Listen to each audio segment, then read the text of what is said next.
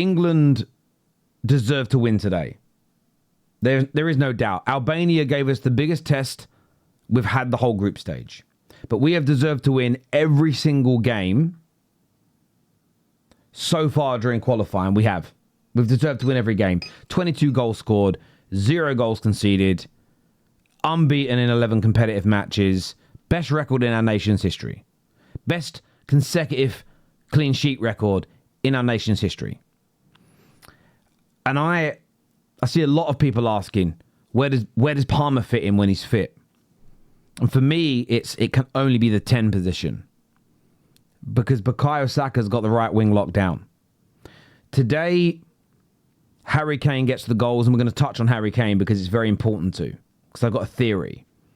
And maybe I'm walking something back I said last summer, but I'm going to tell you why. But when Bukayo Saka came on, England went up a gear. Whether people like hearing this or not, whether they want to cry about it, whether they want to attack Arsenal over it, whether they want to slag me off over it, I personally don't care. Bukayo Saka's our most important player. When he came on, I didn't actually think his final touch today was brilliant, and I would criticise that. He had a shot that I think he got nowhere near enough power and accuracy with. He then runs through onto goal and he squares it into the middle. He's unselfish when he really should let it drop and shoot. He almost sets up a brilliant chance for Phil Foden, and a last-ditch attempt stopped it. And it was his corner, ironically, beautifully, wonderfully, because of the set-piece issues that's been debated this year. His cross into the box that led to the flick on, of course, by the Albanian defender, and Harry Kane opens the scoring.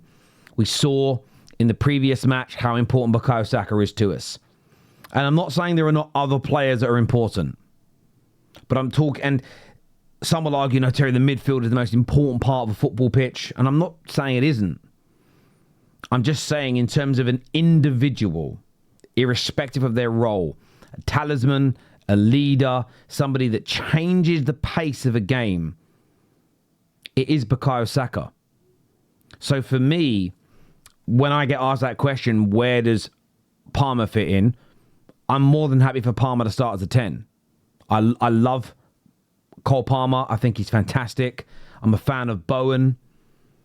Madueke is obviously out injured. Whether he gets back into this squad now after the sort of performances from others and the re-emergence of Rashford, time will tell. But Bukayo Saka starts on the right-hand side. For me, that is nailed on. That is a certainty. Saka's our most important player. He's special. I think he's got the ability to be clutch in him. He's done it before. I think he can do it again. I think he will do it at this World Cup as well, especially if Arsenal go on to win major trophies. But when it comes to that question about Palmer, I see it more as a 10. Because I'm not married to any one person starting in the 10. I watched Bellingham today, and there were some brilliant moments, and then there were some really poor moments.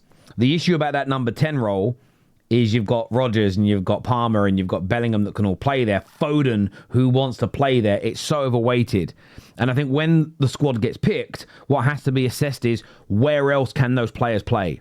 What other roles can Bellingham do? What other roles can Foden do? What other roles can Palmer do? And I think that's why we saw Foden play in the false 10. I think there was as well as that, you saw today Wharton play. And I don't think Wharton will be a starter for England. I think he should be on the bench. I thought he was good today. I love what he does. I love how he tries to always look for a forward pass. And I'm going to say this now, and Ash is backstage as my witness. And of course, the 1,000 or so people watching are my witnesses. Wharton's eventually going to get a big move. And his strength that everybody likes will become the thing everybody moans about. He's always looking for a forward pass, which means he will lose the ball because he's trying to break lines. And we have this weird thing as football fans. When we don't have the player or he's not at an ops club, we love that. We praise him. Oh, I want it. Oh, yeah, please. Oh, yes. Then they come to your club. If the team's winning and they're doing it, you love it. If you lose some games or your team's going for a bit of turmoil, you suddenly hate the ball being lost. Rivals will jump on it and it'll become the reason that player is a bad player. But I like Wharton, but I think it's Anderson and Rice for me have got to start in that double pivot. But what you saw with Wharton today, before I go off on too much of a tangent, is him taking the corners over Declan Rice. And that, for me, I saw people, I was just, I always like to check Twitter. What are people saying about it? Why? Let Rice take them. You need to work on alternatives. And the reason I bring that example up is we saw Foden come in a false nine role the other night, because I think what Tuchel's doing is saying, look, I want all this talent to come, but some of these individuals have got to be multifaceted. When I went to the last World Cup, there was I met a group of people that work for Goal, as in the website Goal. And I was like, oh, how you doing, guys? I recognise a few of them from content. And I was like, what are you doing out here? Blah, blah, blah. Long story short, everyone who works for Goal is like multifaceted. So you're not just a presenter. You've got to have writing ability or editing skills or camera setup skills, whatever it may be. I don't even know. Camera setup skills is such a layman's term for, I don't know, a video engineer or something, right? A videographer. You've got to be multi-layered, because they're not employing one person for each job. And I think England need players like that in the football team. It's okay, your main role is a 10, but can you cover on the right-hand side for when we rotate Saka? Can you go into a false 9 position if we want to take Harry Kane off? And for me, Saka starts on the right-hand side, our most important player. The other individual I wanted to mention was Harry Kane, because in the Euros in the summer, I watched him and he just looked slow off the pace. Yes, we made it to a final. And I don't actually remember how many goals he scored, if I'm being honest. He probably got a few. Someone will tell me in the comments. I forget. I can't imagine he didn't score. He must have scored. But I watched him and felt England were carrying him. I don't feel like that way. I don't feel that way as much anymore. I feel that Tuchel's come into the team and we're playing the best team and not the best players. And it's bringing something, it's covering up for Harry Kane's deficiencies as an older man now, an older man in the game. 2 goals again today. We know what kind of, listen, Haaland's getting all the plaudits in the press for his season. Harry Kane's doing almost, he must be doing almost as well. Like club and country. He's on a similar level of goal scoring. But Harry Kane has something to his game that Haaland doesn't. The hold-up play, the passing, the crossing, some of the one-touch play at the edge of the box. And if Tuchel can continue to get the best out of Kane, cover up for his aging, which happens to everybody, but the team still purrs, wow. What an opportunity. Everyone who goes to the World Cup that has somebody as prolific as Kane has got a chance of winning it. As long as your team can cover up for their deficiencies. Portugal and Ronaldo are in a very similar boat. Cristiano can still score goals, but he needs a team to cover up for his deficiencies.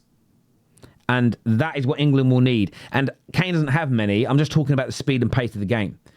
And it's when we play the bigger nations, there's going to be a lot more speed, a lot more power around him. So Tuchel has got to get that right. At the same time, that's why I think trialling false nines, that's why I think trialling other players in positions is going to be important over the next 2 internationals. But overall, look, said it and I'll say it again. Saka came on. I think he helps change the game. Harry Kane, 2 more goals for England. I don't even know how many goals for England he's got now.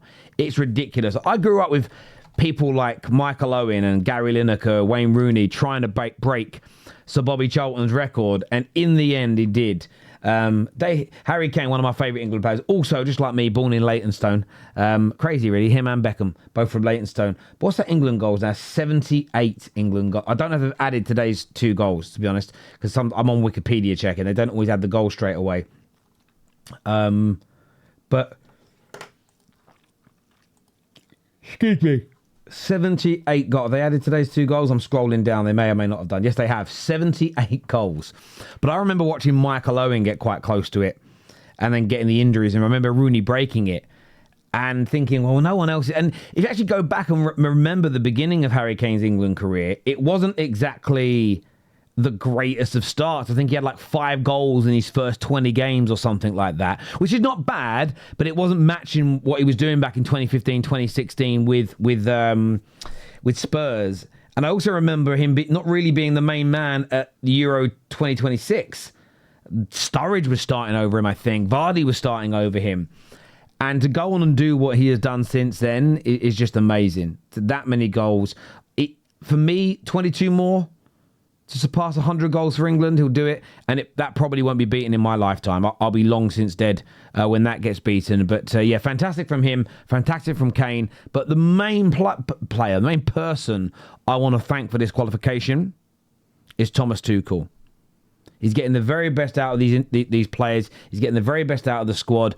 He has the nation believing. He has the real nation. Forget the weird flag shaggers. He has the real nation behind him, the real people behind him of this country. So good luck, England. Well done, England. And thank you to the German Tuchel that is making this all happen. By the way, make sure you like, share, and subscribe.